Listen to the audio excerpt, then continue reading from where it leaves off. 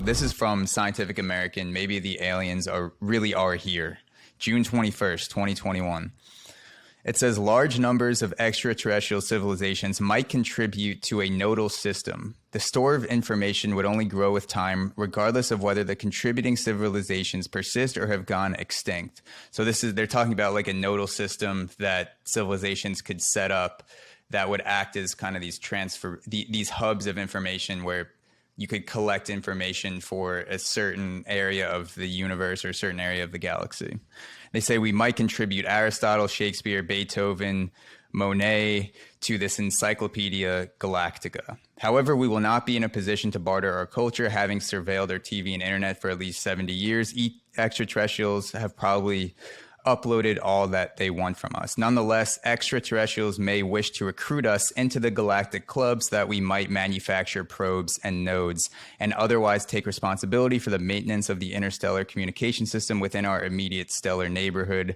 That would be our bargaining chip. So a lot of this article goes into alien technology without biological bodies. So basically just probes from alien civilizations that And when you just have a probe, you can withstand things like an extreme amount of G-force because there's no biological body in the probe. So things that are coming down to Earth, visiting Earth, and then basically carrying off information and dropping it in a node. This article goes into a lot of detail on that. And then the last excerpt I have to jump off of that is they say, nevertheless, many scientists now agree, SETI scientists, which is Search for Extraterrestrial Intelligence, many SETI scientists now agree with UFOers that the first alien detection plausibly could occur within our own solar system. Both UFOers and SETI scientists should also agree that if some UFO sightings are genuine sightings of aliens, then they must be of robotic probes rather than vessels crewed by biological beings.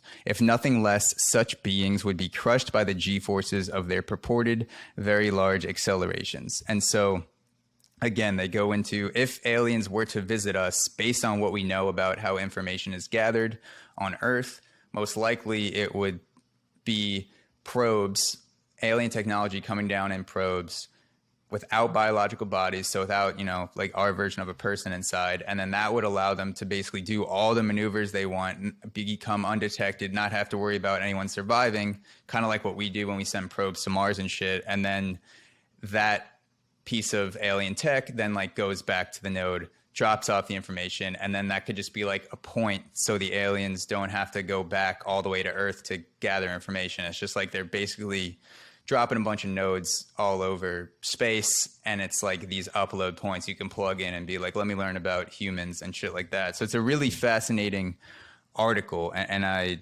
wanted to get your view on those quotes before we jump into those before we jump into your experience.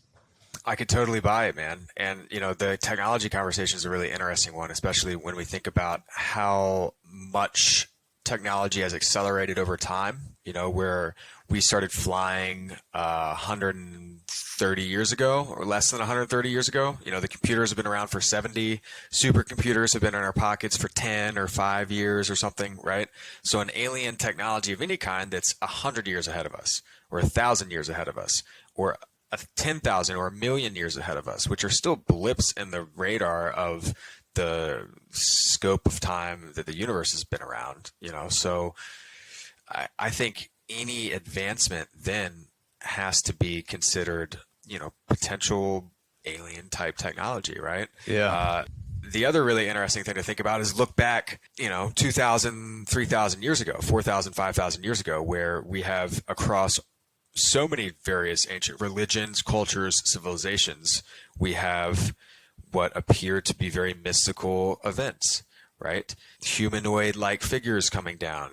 Jesus ascended into heaven, right? Visits by angels and spirits, and the Sanskrit talks about metal butterflies, or flying in the sky, and metal birds, right? Like there's just so many various things where if someone with such advanced technology comes down or comes and shows up, like that's going to be perceived as supernatural. Similar to when Cortez and the conquistadors came to the Americas from Spain, and they were the white gods, right? That sailed in on massive clouds in the ocean and shot lightning from their fucking sticks, right? And like they're aliens, all right? They're gods.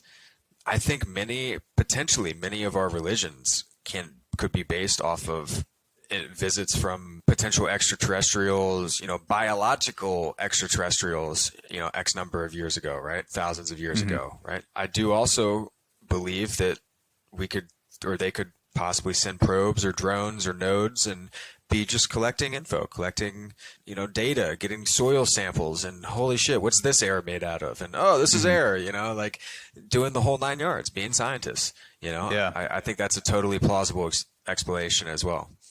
It's a crazy coincidence because just like Cortez, your nickname in the soccer community is the White God of Lightning, El Dio Blanco. So you definitely know what you're talking about when it comes to godlike capabilities. I'll take that, man. If only I had if I was named Davino or Dave or something like that, I'd be an even better soccer player. Yeah. But I do think this article is fascinating because I'm seeing not that, another life form is going to be in tune with what it's like to be a human or have human-like qualities or human nature. I can see, though, and we already do this on our own planet, if we're going to do something, we create technology so that we don't have to be there to actually do it. It's like the lazy way to go, explore an area is invent a drone and have it go fly over. And if something happens to you, like you lose a drone, but you don't lose a life. And it's like, all right, if we want to go explore the galaxy and we want to be able to be undetected and maneuver without having to worry about people inside, the human lazy way to do that would be like make this, to us, like this godlike version of a drone that can store data and then just operate that from wherever the fuck you are.